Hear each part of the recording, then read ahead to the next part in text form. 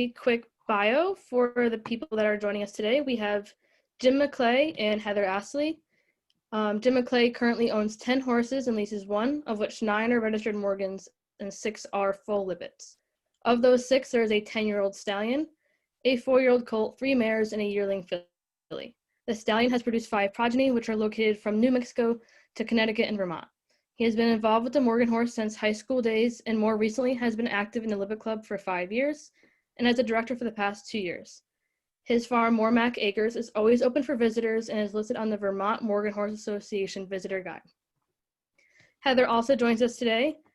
She says she is owned by 1 mare that is a Lippitt who is her soulmate and is lucky enough to lease another full Lippitt mare who happens to be her dam.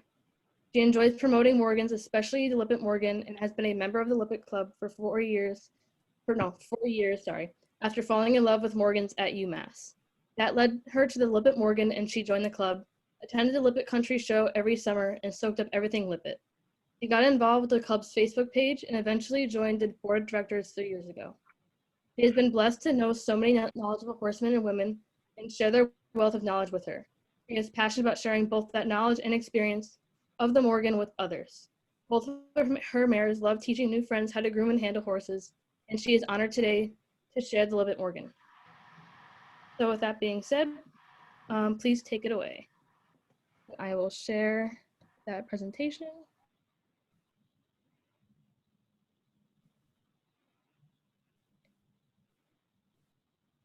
Okay. They're going to pop up. Or... You got a screen share, Kiana. Oh, did it not screen share? I am so sorry. I thought it did.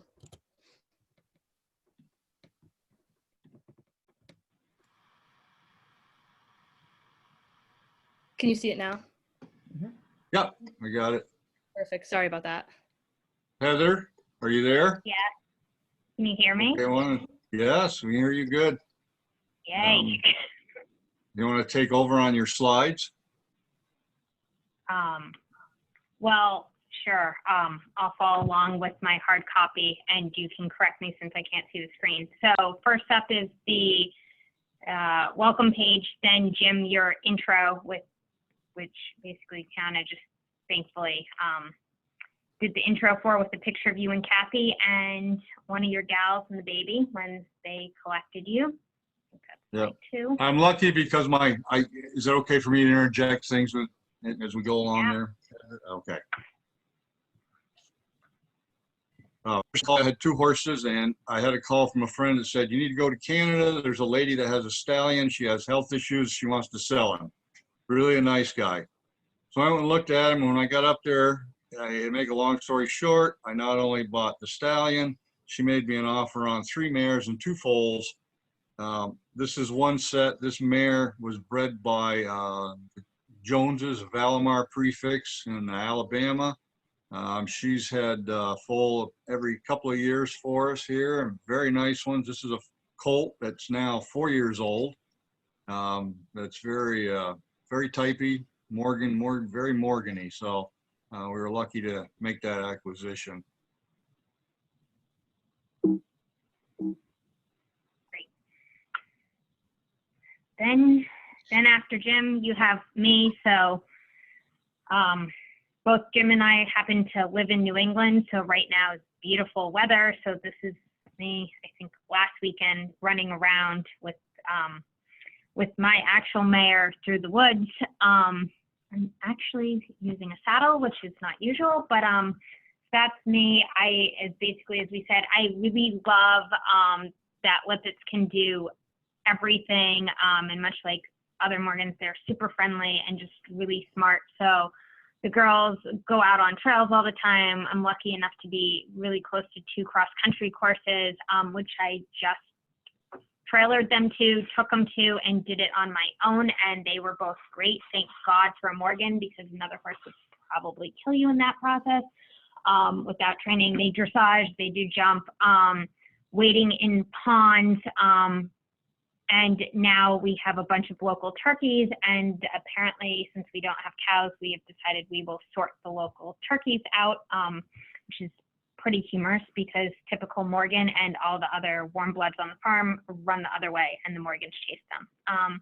that's kind of me and the Lippitts. And Jim, if you want to do the club and foundation stock, and then I'll jump in when we get back to standards. Okay. So the Lippitt Club is a AMHA national club, and we have worked in the last 3 or 4 years pretty close with them. Things are the promotion programs, advertising in the magazine has really increased, and we've got some really good comments on the Lippitts. The club itself was started in 1973 by a group of individuals that thought they needed to preserve the old Vermont type of Morgan. And now they agreed on a specific set of Morgans, what they call the foundation stallions and mares. There's 25 of them. So to be a Lippitt Morgan, the pedigree has to trace back to these foundation Morgans. There can't be any outcrossings to anything else except straight back to these mares and stallions.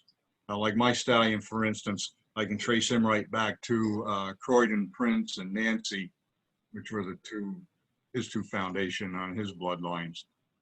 So that's what they consider as a foundation Morgan for the Lippitt Morgans. So there we go with the criteria that they picked for the Morgans. It was 8 stallions and 17 mares. And they had to have a really close cross to Peter's Ethan Allen second, 406, which was the cornerstone, and produced some lines of descent that's present today in the population. And then they had some explanation in 1976 club directory.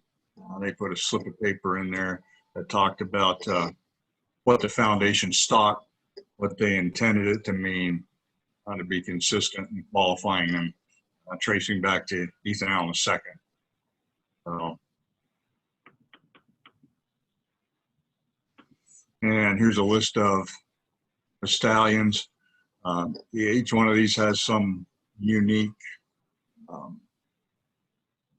story connected with them, where they came from, who bred them, who recognized them as being the standards, and how they got to be a foundation, which is interesting research and reading.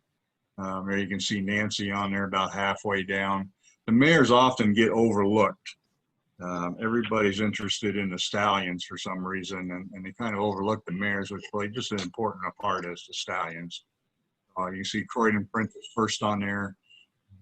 He back early 1900s.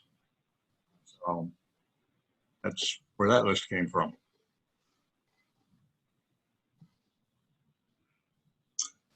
And then some people ask, well, how did they get to become called Lippitt Morgans? Where did that come from?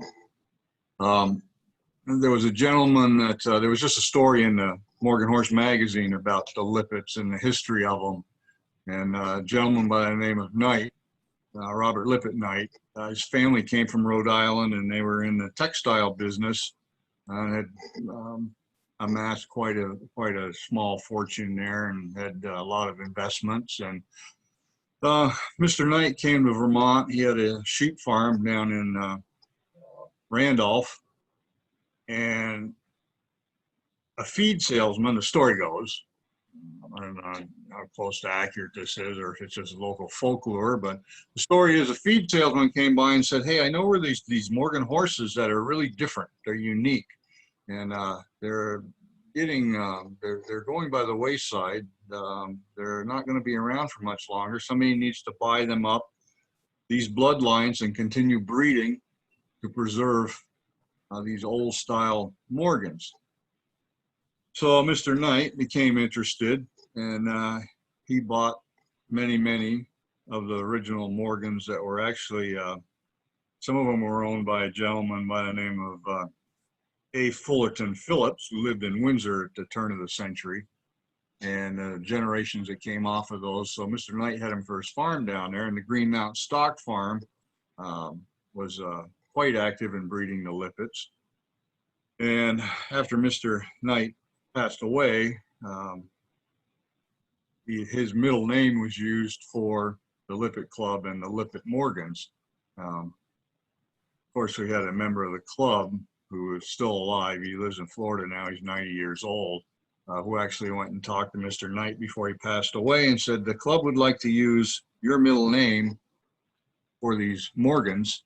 And he agreed to that. So that's where the Lippitt family name came from for the club and for the Lippitts. So that just explains that the old type Morgans, and they have a very high percentage of the original Morgan blood. Justin Morgan's figure, his sons, especially Woodbury Morgan, and the standards for the Lippitt Morgans, they account for, and they value very highly the versatility that the Morgan horse and the attributes that made Figure famous. Again, we have to go back to folklore.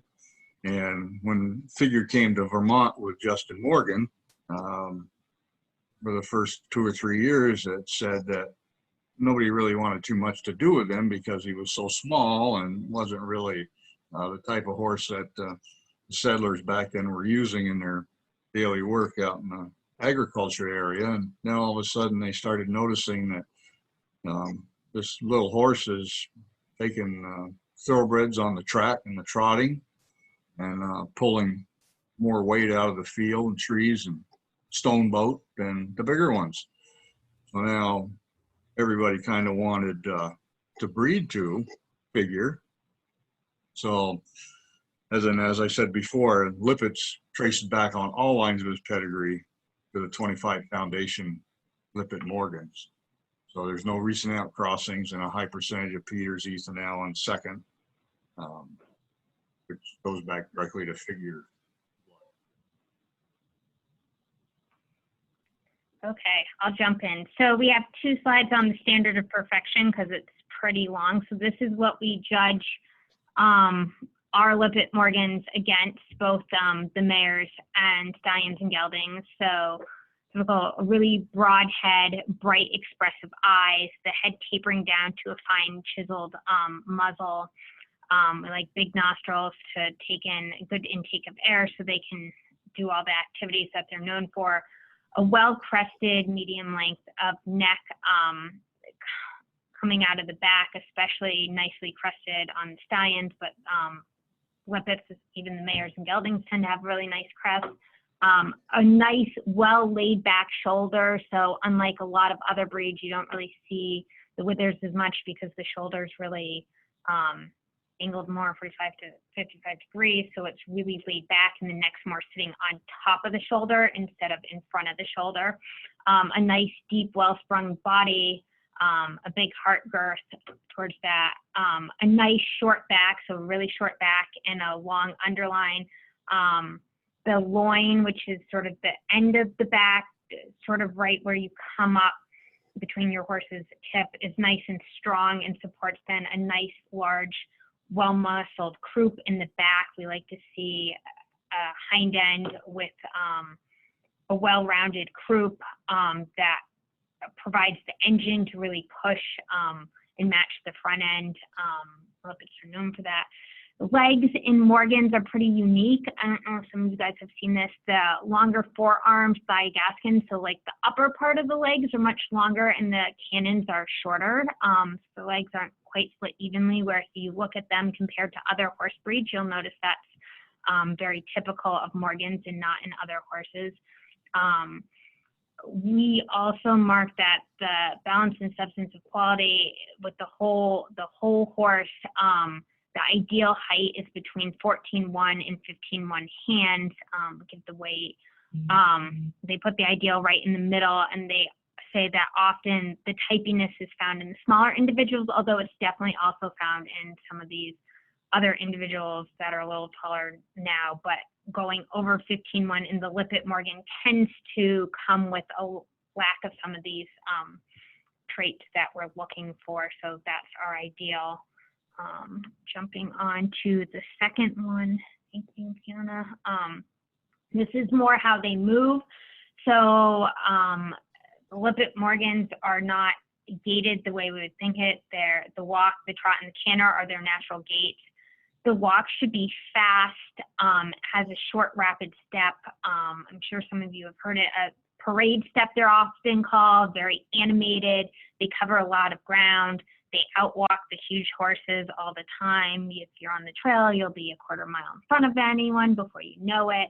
Their trot should be low, smooth, just like what you see on the weather vane, which are modeled off of the ancestors of the Lippitt Morgans. It should give great power and speed. The pushing off of it comes with a lot of impression of power, speed, animation. They say in reality the trot's probably not that fast, not like a racer, but there's a lot of power. The canter, same thing, a lot of power, rapidity, a very elastic, smooth movement, very smooth up on the top of the back of the horse, and a lot of power being driven from that back engine and that well-rounded croup. Gets into our final thing, all the gait, and honestly, even them standing still should be done in a spirited, they call it fearless style of action. This is something they were renowned for when they were considered big-time parade horses with the military. We have some descriptions here that they're amiable and they're affectionate. The countenance should express an abundance of energy, exemplified by a friendly attitude, bold, energetic, and fearless movement.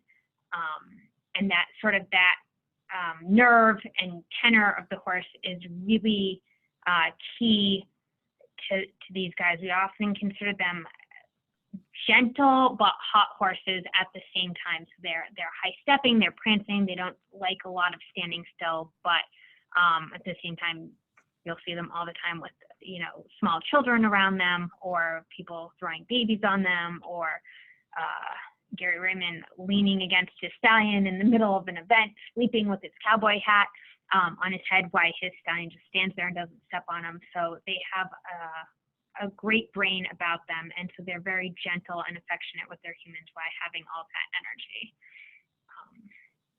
The next slide, the next two slides, so when we get specifically into our stallions and geldings, the highest standard is that they should look like Hale's Green Mountain 42. So this is a sketch by a wonderful artist named Barbie Carr. Her and her husband actually bred Lippitts for years and continue to do so with the Covenant prefix. So this is her sketch of Hale's Green Mountain that we use for standards. The very next slide is another picture of Hale's Green Mountain in a different form. Same thing, we look for them not to exceed 15 hands. The judges are presented with that standard of perfection that we just read, and then these photos when they go into a class for lineup and people go in, there's one handler, they don't use whips, and we look for the animation and showing off of these horses. So then this is a little bit about who Hale's Green Mountain was. He's no longer with us. I should acknowledge the club historian, Betsy Curler, who provided information for a bunch of our club articles from which we borrowed for this. So Hale's Green Mountain was also known as Young Woodbury. He was a very dark chestnut stallion with black chestnut. His sire was Gifford Morgan, who was the son of Woodbury. Woodbury was the son of Justin or Figure. His dam was noted to be another dark bay daughter of Woodbury, so again, very concentrated breeding. He was renowned as a career and military horse all throughout New England, or some of the quotes of people who saw him in numerous ceremonies, and he was just regularly called on for being the finest parade horse throughout his life in every event. Really just people would see him be like, now there's a Morgan. So we hold him up as the standard that we are trying to have our horses remain to. So that's for the boys, as I say. Then we get to the girls. So this is Lippitt Dusky Kate. She's, as you can see, a well-bodied mare. It's a little hard to tell from photos, but she's got a lot of good bone. By that, I mean good bone in the cannons and the legs. On her Lippitt mares, again, in the class, are not to exceed 15-1 without shoes. So this is the picture they see looking for a body that looks much like this. The next photo is a cute head photo of her. As you can see, the beautiful chiseled head, really wide set between the eyes, and the flaring nostrils. Unfortunately for us, although she won all these grand champion models, even at the national shows, she had 1 filly and 2 colts, all by the Lippitt Stallion, Lippitt Sam. Unfortunately, that line is lost to current breeders today, as it did not breed on through the Lippitt gene pool. It is in some of the other lines as well. Some of the produce of that went in to develop other show families. So it highlights the importance of maintaining the lines we have, because it's not very difficult to lose them when we're talking such a small gene pool. So that's the guys and the girls. Then next we have every year the Lippitt Country Show. It's in Tunbridge, Vermont. If you guys have not been there, and you can, it's a beautiful old fairground with a wide racetrack on the outside, grass infield for events, both carriage and show. It's a really beautiful, typical Vermont area. The horses all love it. There's a stream nearby to go cool off in after your horse is out of the class. And every August, the club puts on an event. So this coming, unfortunately, we had to cancel in 2020 because COVID, but for 2021, we're excited to do it again. The dates are all set for August 14th and 15th. We'll have in-hand classes for full Lippitts, only moving against these standards, a bunch of working under saddle, under harness. There used to be a bunch of stone boat pulling and log pulling. Those haven't been as popular in current years, although we'd love to see more of them. We also now are open to other Morgans, so it's a great place to bring your Morgan and see Lippitts at the same time and compete in a show that's super family friendly. There's potlucks, a lot of good time, a lot of talk of Morgans. It's a really great event, in my opinion. Jim, you can take some of the cool facts if you want. I don't have any cool facts on my page. What? Well, it's on the next one. That's the intro slide. Sorry. Okay.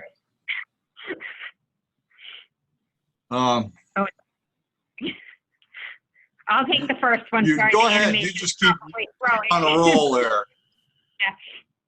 So the first one that came up was Heritage Ethan. His gelding. He was best known for his role. He's actually did the action sequences in the Disney movie Justin Morgan Had a Horse. So I'm sure most of you have seen that movie. The action sequences were performed by Heritage Ethan. He was one of the Morgans that participated in making that movie. Throwing up that came up before was Oak and Nancy, who starred in Napoleon Dynamite. So you see her with some of the, well, there's Heritage Ethan. The next one will be Oak and Nancy, probably before I can finish talking. There you go. Thank you. Then the next two are Amadeus Moza Ali. He's also a Supreme Champion in Canada, so he gets this little asterisk after his name because of all the multiple championships he won in different disciplines. Here he's starring in a movie, Copperhead, which was based off of a book by the same name and Civil War, so he did a bunch of driving there, and his owner got to be in costume right there, which is pretty neat.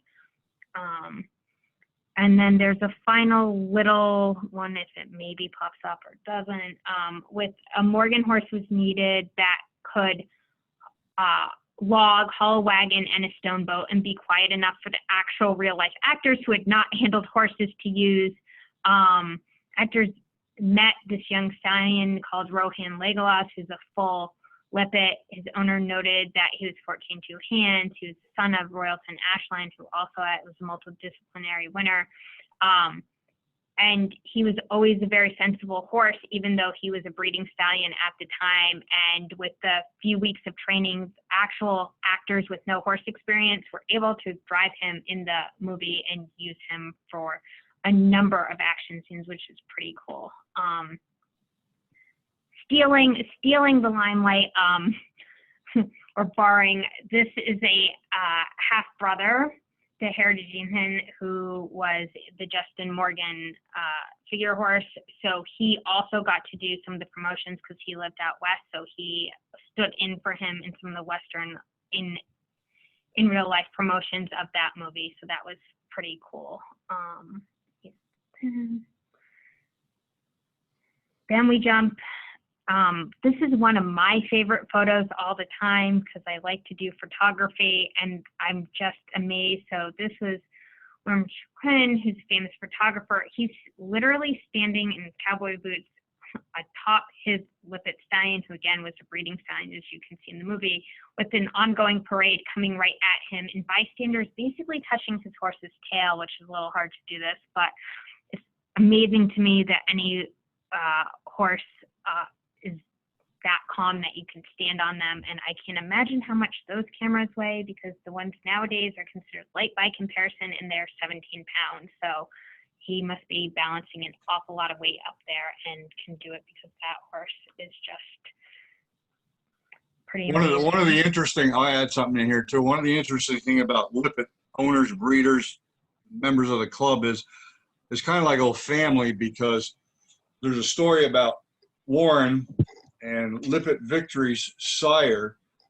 The sire was at the Green Mountain Stock Farm owned by Mr. Knight.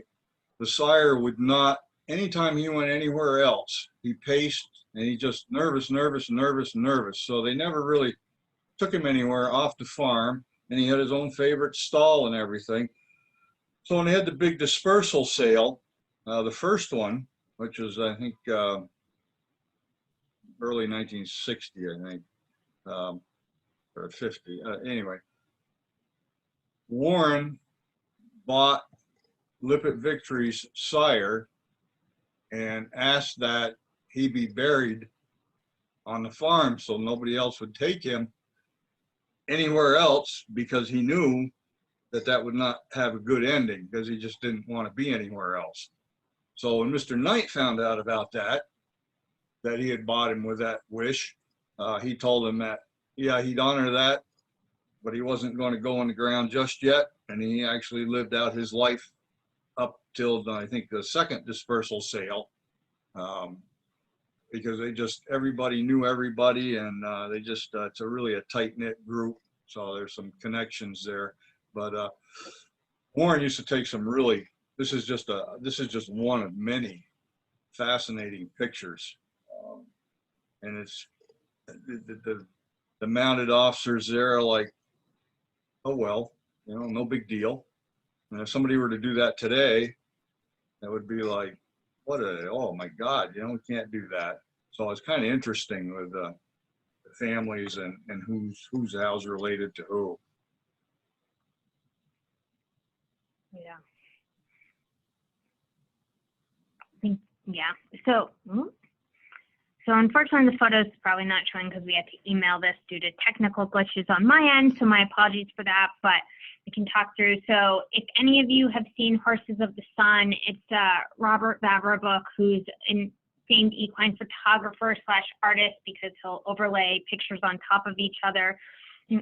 Horses of the Sun is one of his most famous books. It features 18 horses from 6 horse breeds, and it's won critical acclaim. Anyway, to represent the Morgan horse, the Lippitt stallion Rohan Elisar was featured in that book. Then him and his connections also got permission to use Vavre's photo, which I think is pretty amazing because those prints are really expensive. Somehow in the October 1995 issue of the Morgan Horse magazine was able to use him on the cover. So I think that's pretty cool how they worked that. Our next slide is another cover boy, much more recent. Yeah, you might have to click again. Last October, one of the things that we tried to do in the club is they would sell advertisements in the club newsletter. And it impressed me anyway, is people that belong to Lippitt Club know what other Lippitt Club members have for stock, whether it's a stallion service, mares, what. So I always kind of wanted to make that jump outside the club. And times change, and there's a really nice guy that's the editor for the magazine. And I talked to him, and when the office was still in Shelburne, it's like 20 minutes from me, so I could stop and visit with everybody in the office. And they said, the editor is going to call you because he wants ads from the Lippitt Club. So we would do a couple of times out of the year. And the last ones we had, one month even started on the inside front cover, which is pretty good for the Lippitts because it wasn't always that way. But things have changed, and he's very receptive to that. And this is a picture of the horse's name is Cool Hand Luke, and he's owned by a lady out in Miami? Montana, sorry. Okay, yep. Divine Morgans, Chris Holm is her name, her and her husband. And they have they do quite a good business out there breeding and have a lot of stock for sale, Lippitts and some other Morgans too. And Heidi Osgood Metcalf took this picture. And when Stephen Kinney, when they made the arrangements to put him on Luke on the front cover, he called and said, would the Lippitt Club like to have some ads inside to supplement that, which we did.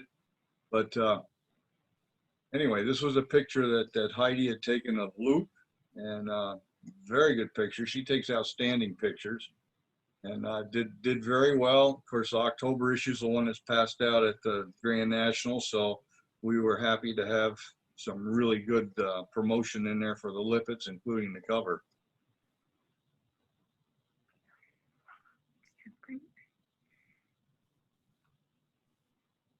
And this is another one.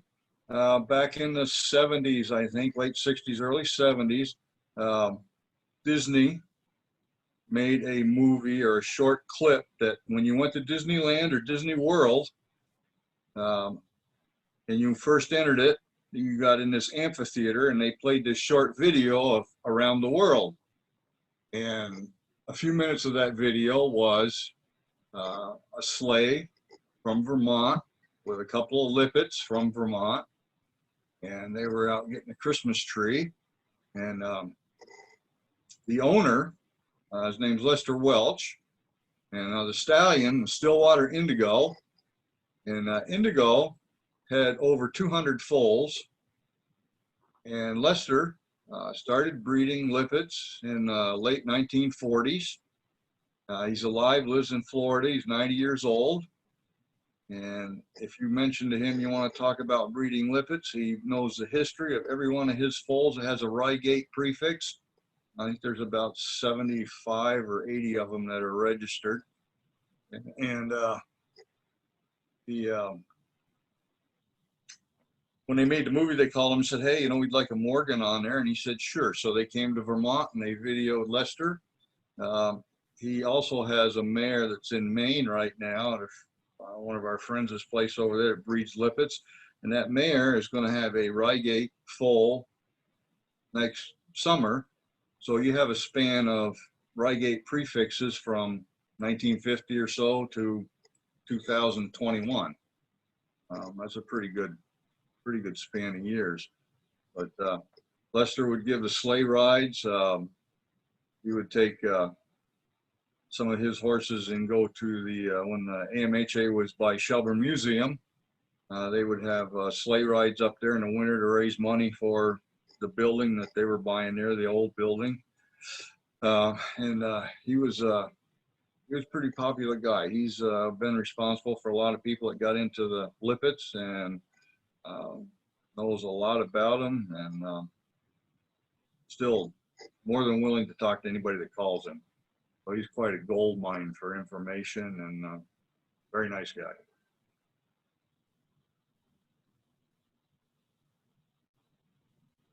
Heather, you can do the Briar. I can do Briar.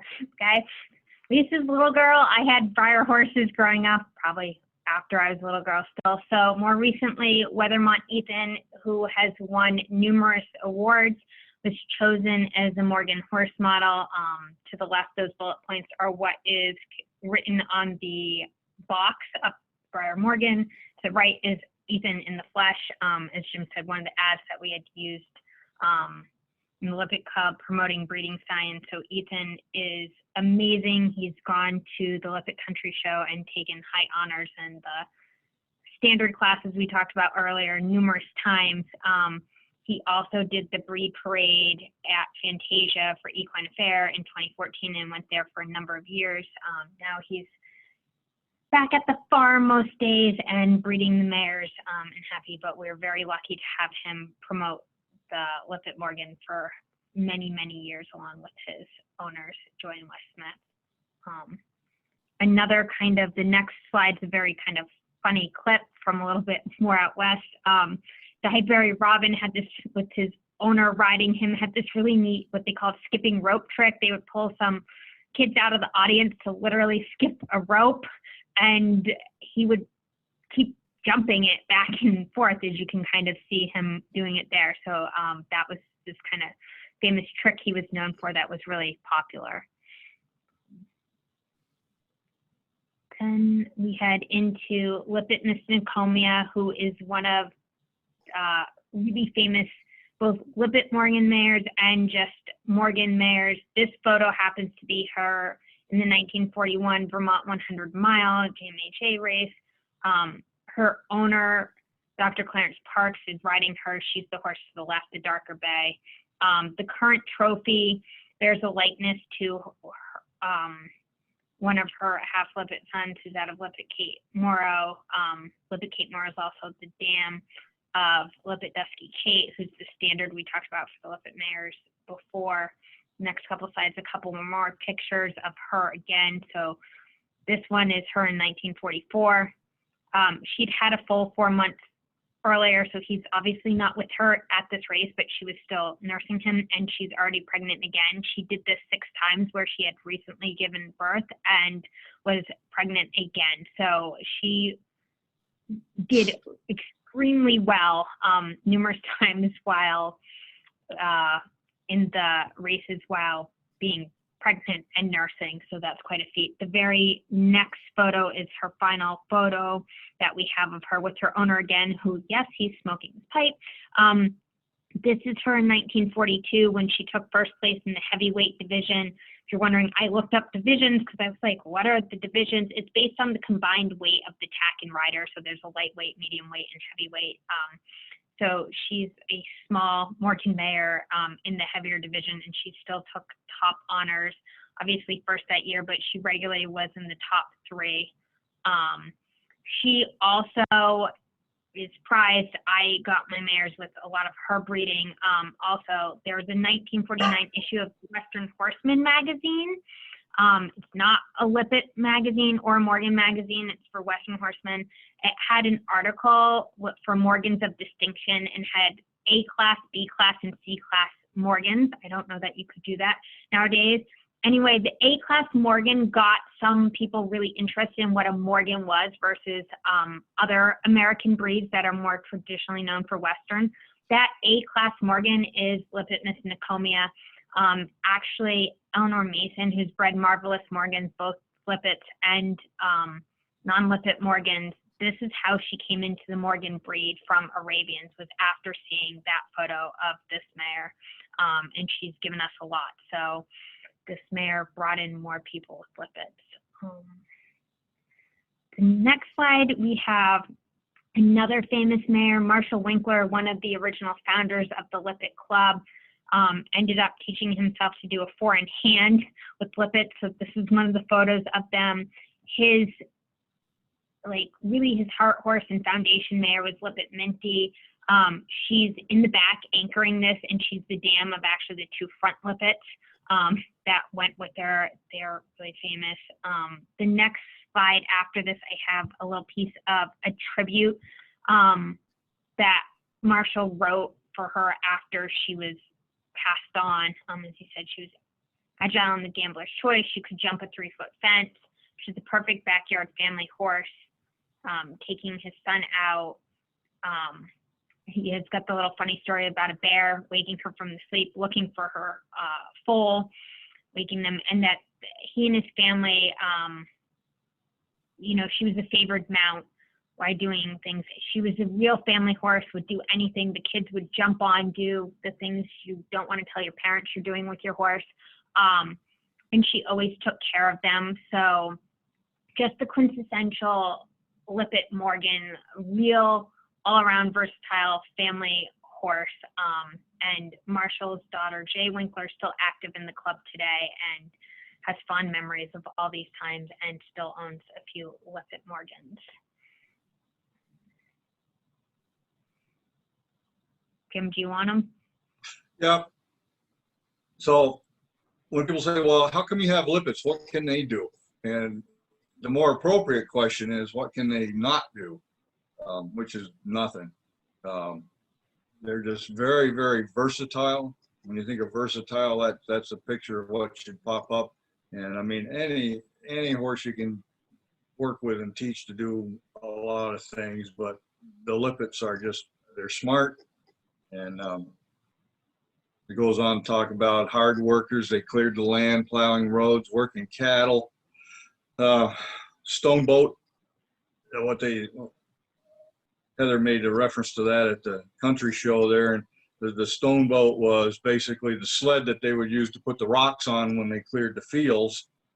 And that's what they do at the show. It's kind of like a tractor pull, but with the Morgan. And they just keep adding more weight. So you can drag the sled furthest. And at one of the country shows, when the first few years there back in the 70s, there was a Lippitt stallion there that pulled the front off of the sled, pulling so hard. It was kind of an interesting treat, I guess, for the people that were watching. Very, very great athletes. The people that own them, they jump with them, trail horses, sport, all kinds of anything you want to do with them. Dressage, carriage horses, you know, they can do any events they go to, and they're really very hardy and very versatile, very sturdy, easy to keep, as are most Morgans.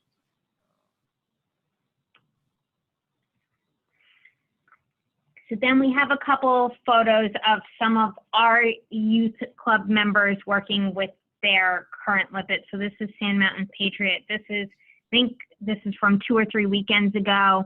At an event, they took second in goat tying. They took third in the flag event, but she regularly rides her Patriot Legacy, Monroe, in a number of sort of rodeo events, and they do quite well. Last year, they were on our calendar cover with another goat tying event where they took first place. So they generally placed towards the top of that.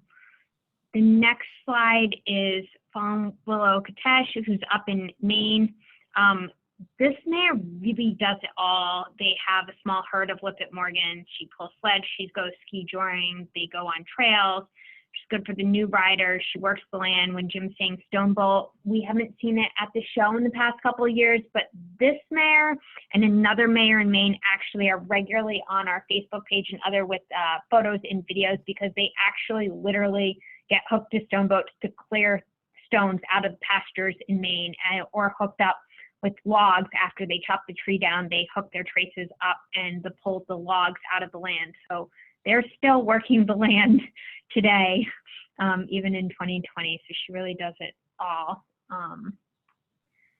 The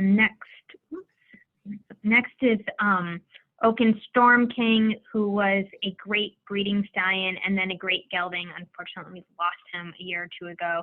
So here he is with the Curtises who bred him. Their granddaughter, Taylor, is a great equestrian. She regularly showed him at the BC Morgan Regional Horse Show. That's them with their winning Superman costume from 2018, and that photo became the 2019 cover for that regional show, so that was pretty exciting. The next slide is Taylor again with her now 2-year-old Ogun Mojave. It's her first in her name registered Lippitt Morgan. He's just turning 2, and they live in Washington State and have a beautiful, huge river nearby, like a huge river. And they just walked the horses down to it for the first time and walked them in, and they were so good. So again, when we talk about the great minds and their willingness to do whatever, obviously you can see he's in the middle of the river with no concerns. The next slide is little bit getting towards the west, even though they're New England. This is at a youth group with a number of obstacles. You can kind of see some of the other ones in the background, but this one was quote unquote branding this fake cow on a bucket. This is River Riders Rose, and she's a great family horse. The mother rides her regularly in different events. They have 2 daughters. She's gone hunting with the hound. She's filled in for dressage. And again, just their willing minds. A number of times she's never done these events and another horse came up lame or whatever. So they just pull her out and see if she can handle it. And that great Morgan mind, yes, she has and has done really well.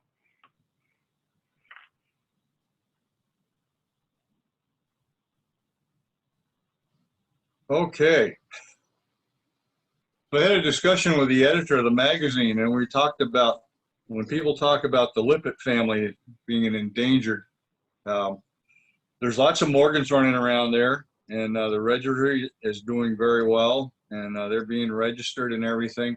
But the Livestock Conservancy, when it looks at the Lippitts and the Lippitt stallions, they consider the numbers, they consider that bloodline as being endangered, because as the breeding stock decreases, the gene pool decreases. So the breeders, I'm very lucky with the 3 mares that I have, all came from different families, bloodlines within the Lippitts. So I'm going to have many years before I have to worry about that. But someone who has a stallion and breeds to their mare, them finding another mare to breed to in a year or 2 sometimes becomes a problem.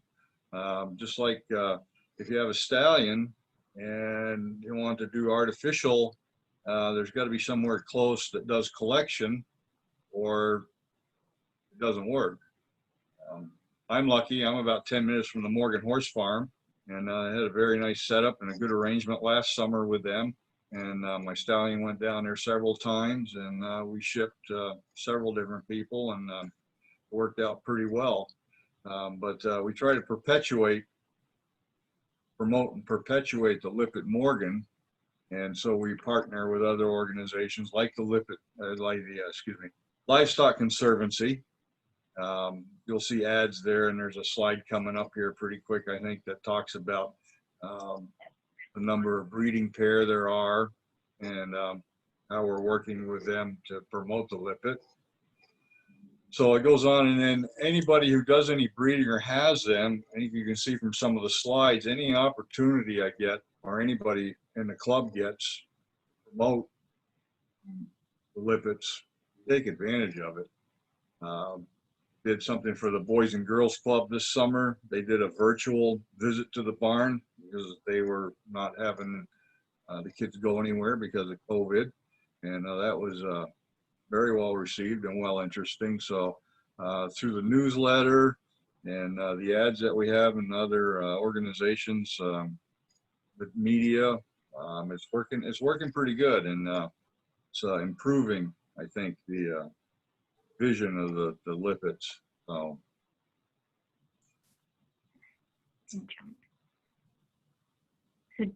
Jim already covered a bunch of that. We, again, in non-COVID years, always go to the Equine Affair in Massachusetts. Sometimes we've gone to them in other locations like Ohio, but it's been a few years. But the Mass one we're regularly at. The Lippitt Country Show every August. We sponsor Lippitt classes at Richfield Morgan Show so that people outside of New England go. We tend to have them in the northwest of the U.S. Unfortunately, BC Morgan just announced last week that they won't be doing a 2021 show, but prior to that, we had classes there every year and a couple other shows. So we'd like to continue to do that as long as the opportunities are available. So that's great. The next one is your slide with the numbers, Jim. oh yeah, there we go. So we did this. This was an ad that we had with the Livestock Conservancy promoting the Lippitt Club, the Lippitts, gave them some sources for information, and just some of the shots of the versatility of the Lippitt. Whatever you want to do with them, they'll do it. And then, of course, it talks about the bloodline is critically endangered. 230 breeding stallions in the world. And that's kind of, we just published a stallion directory. So anybody who had a Lippitt stallion could be listed in that. Did some research, and I came up with a lot of people that weren't actually in the Lippitt Club that had stallions. Some of the stallions were a little up there in years, so it's an ongoing, continual upgrading, revision to see if that 25, 28-year-old stallion that was listed last year is still available or still doing that or even still alive. And that's a, like I say, that's a constant ongoing, but 200 to 225 is probably a good estimate on the number of stallions left in the world, the Lippitt bloodlines.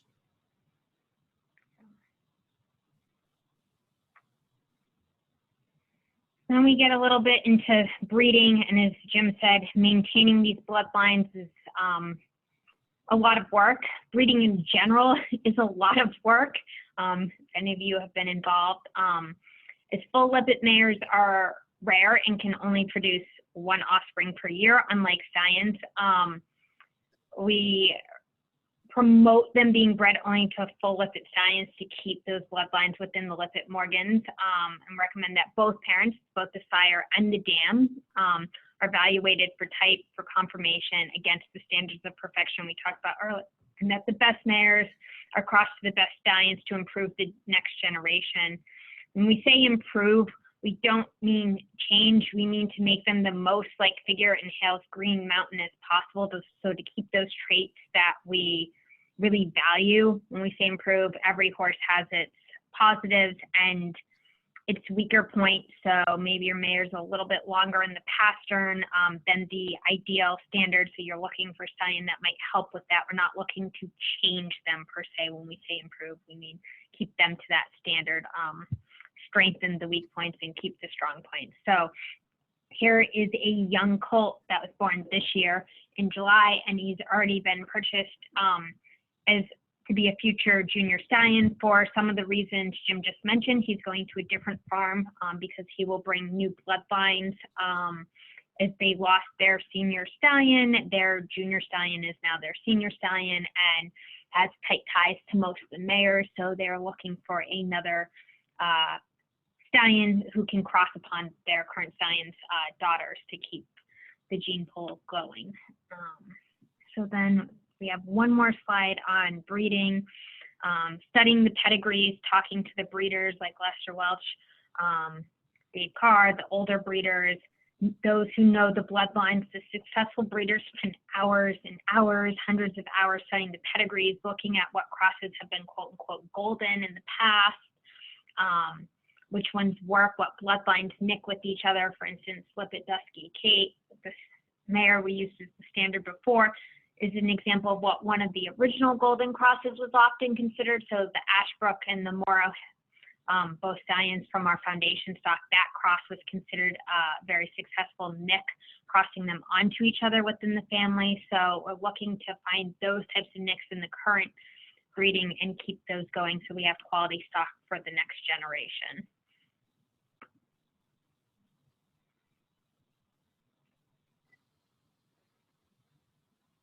So on Facebook, occasionally there'll be a lot of people that inquire, yeah, I found this Morgan and I was told she's a Lippitt, and sometimes people are just saying that to try to up to whatever, the more I can get for them or what, and they really aren't Lippitt, or they might, unlike the Cornerstone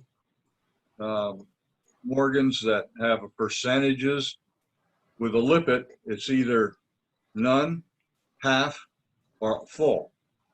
And the full ones are, we already discussed, both parentage lines have to go all the way back with no outcrosses to the foundation Lippitts.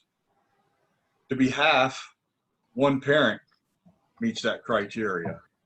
I have, in fact, the one that got me started in all of this was a half Lippitt, because on one side met the criteria, the other one was just a full Morgan, so he's a half.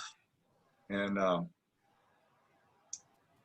if somebody's interested in one, they can go to the Lippitt Club website. There's an email service on there. It's going to go to one of the members of the club that's a resident expert, so to say.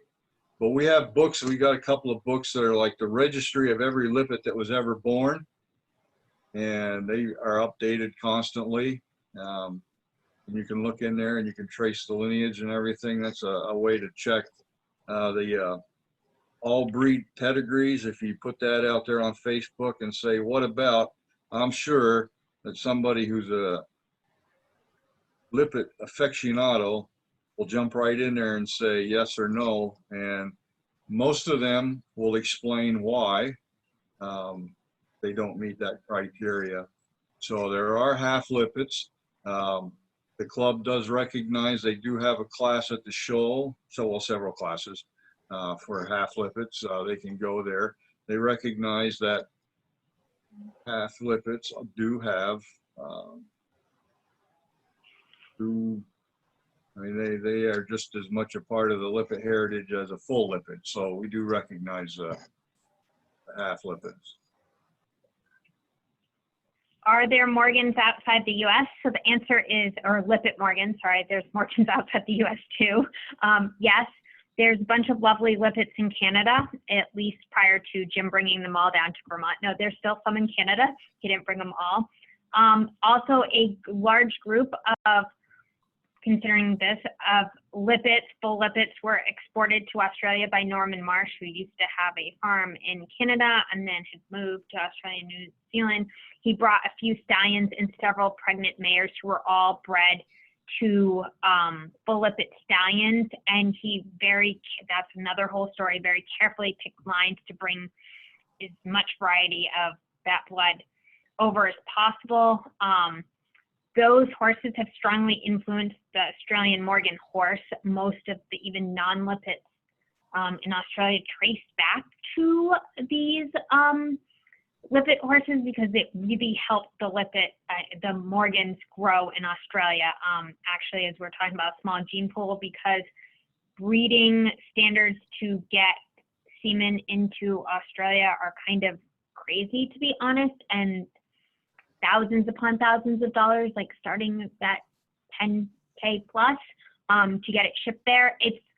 Most people aren't doing that because that's pretty expensive. So the Lippitts that are there are finding an even smaller gene pool to keep pure Lippitts over there.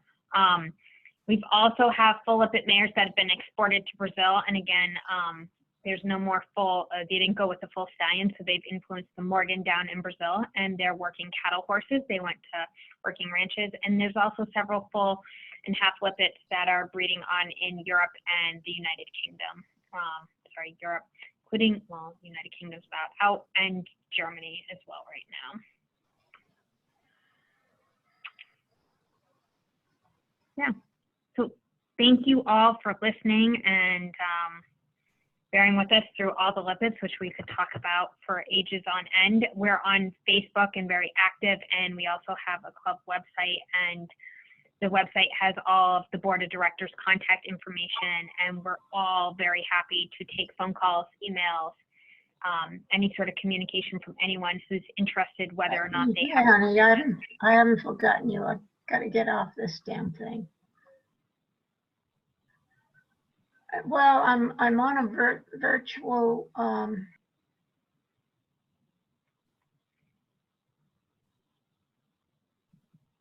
Sorry about that. You can go ahead.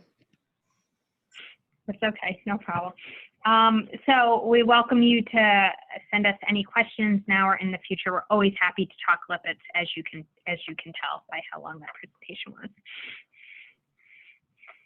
And the intro video that you had there, that was very nicely put together, and there was some good pictures in there, and that was I liked watching that. Thank you. Thank you very much. Okay. So we do have a few questions. I can just pull them up.